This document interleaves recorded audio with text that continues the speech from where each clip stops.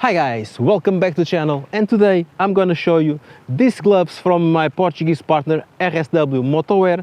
We are talking the model MS-019, which is basically an upgrade for the 015.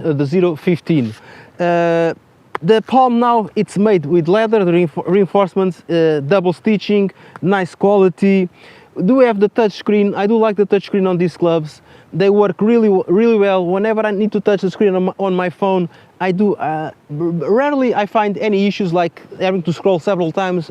First time or second time it works like a charm. The protection for the knuckles, TPR, which is flexible and good in case if you fall it will protect you. Then you do have all this material here, which is breathable, all in the fingers, here on the top, a little bit here on the sides, which makes this the perfect glove for the weather like this. This is a mid-season glove.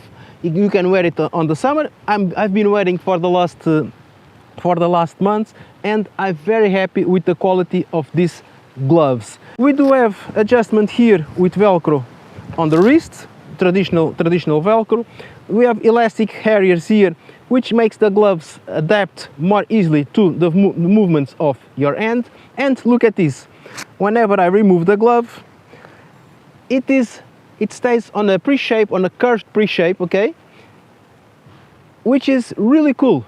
Maybe for you it's not interesting, but whenever I'm gonna fit it, look, it fits perfectly in my hand, and it stays with this curve shaped already. I think they are really good gloves. I wear them all the time, and there's nothing I would change about these gloves, okay?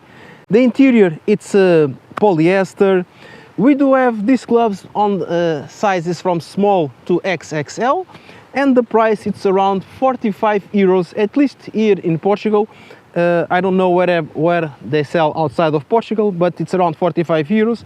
And I think if you are looking for a good glove with a reasonable price, take a look at RSW MS-019.